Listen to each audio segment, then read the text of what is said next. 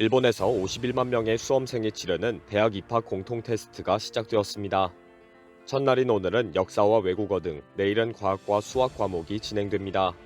일본의 입시 시험에서는 매년마다 커닝 사건이 많이 적발되어서 사회 문제화되고 있습니다. 지난해 수험생 3명이 스마트폰 등으로 부정행위를 하다가 적발되어서 성적이 완전 무효 처리되었습니다. 미해현에서 국어 시험 중에 양 다리 사이에 스마트폰을 끼우고 시험을 잘 치르다가 발각이 되었습니다. 수험생은 모르는 문제가 나와서 검색하려고 했다 라며 잘못을 시인했습니다. 도쿠시마 현에서는 이과의 시험 중에 한 학생이 감독관의 주의에도 불구하고 다른 수험생의 답안을 계속 쳐다보고 옮겨 적다가 쫓겨나는 일이 있었습니다. 매년마다 시험 감독을 철저하게 하도록 엄격한 대책을 세우고 있습니다. 특히 지난해 시험 중에 문제가 유출되는 사건 때문에 부정 방지 대책이 강화되었습니다. 시험 문제 유출을 방지하기 위해 전국의 입시관리센터는 시험 감독 인원을 늘리고 경찰의 순찰까지 확대했습니다. 전국 시험장에는 경찰이 예년 몇 배의 인원이 배치되었습니다. 지난해 도쿄대학 정문에서 발생한 피습 사건 때문에 경비 인력도 늘어났지만 실제는 수험생들에게 공포 분위기를 심어주기 위한 의도입니다.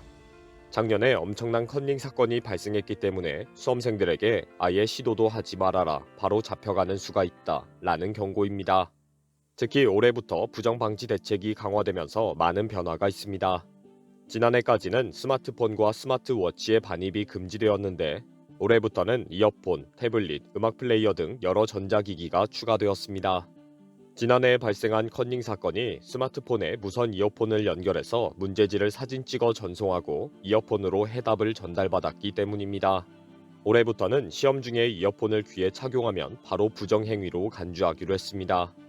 이 경우 경찰이 즉각 출동한다고 수험생들에게 경고를 했습니다. 이어폰에 전원이 들어오지 않고 그냥 귀에 착용하고 있어도 부정행위로 인정한다고 경고했습니다. 질병을 이유로 보청기를 사용하는 경우에는 미리 서류로 신청을 해야 하고 이미 모든 신청과 확인이 마감되었습니다. 시험이 시작되기 전 감독관은 이어폰을 귀에서 빼야 한다고 수차 고함을 외쳤습니다. 수험생 전원에게 스마트폰을 책상 위에 꺼내어 전원을 끄라고 지시했습니다. 그리고 제출한 스마트폰 이외에 별도의 스마트폰을 가지고 있는 것으로 확인되면 부정행위로 간주한다고 경고했습니다. 책상 위에 부착되어 있는 수험표에는 새로운 경고의 글이 추가되었습니다. 수험생이 잘 새겨야 하는 사항이라는 항목을 새로 만들어서 부정행위를 하지 말아라, 적발되면 바로 퇴장이고 이후에는 모든 성적이 다 무효가 된다 라는 경고문입니다.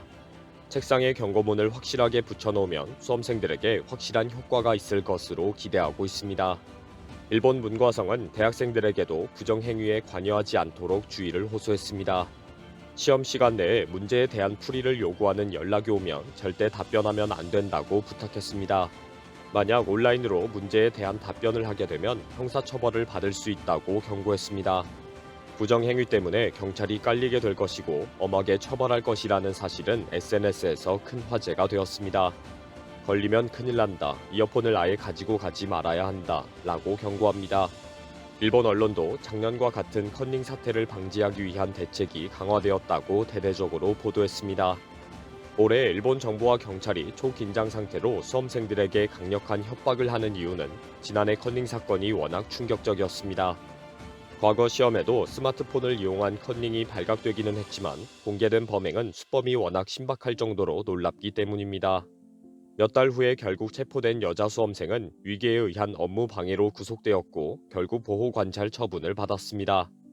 이 여자 수험생은 지난해 시험 기간 중에 가정교사를 희망하는 대학생들의 스카이프 아이디로 당신의 실력을 확인하고 싶다, 이 문제를 최대한 빨리 풀어서 보내라 라며 시험 문제를 전송했습니다.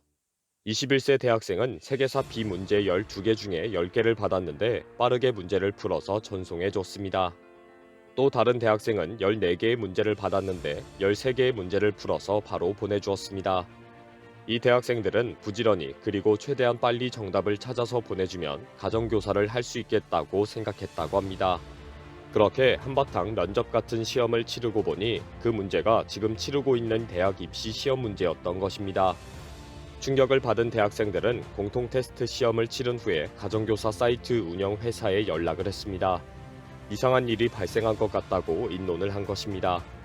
문제를 유출시킨 여자 수험생 범인은 작년 12월에 사이트에 등록했습니다. 이 수험생은 나는 고등학교 2학년 여학생이다. 내년 대학 시험을 통해 당신의 실력을 한번 확인하고 가정교사로 계약하고 싶다. 라는 메모를 많은 대학생들에게 보냈습니다.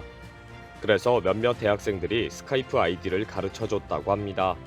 이 여학생은 이렇게 확보한 대학생의 스카이프 아이디로 커닝 범죄에 이용을 한 것입니다. 사건 발생 후 일본 사회는 장기간에 걸친 기획과 신박한 범행에 큰 충격을 받았습니다.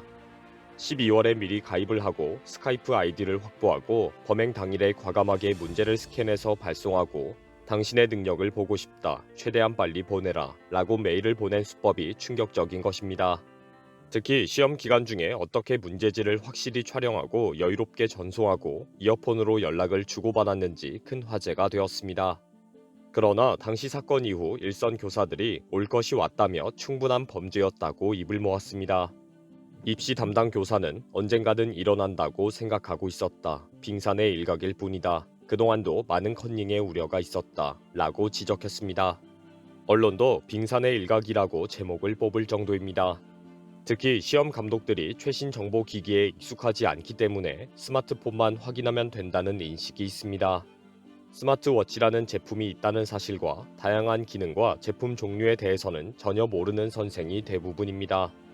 특히 다양하게 등장하는 전자기기의 종류와 특성에 대해서는 전혀 문외한이기 때문에 스마트폰만 안 만지면 된다는 생각뿐입니다.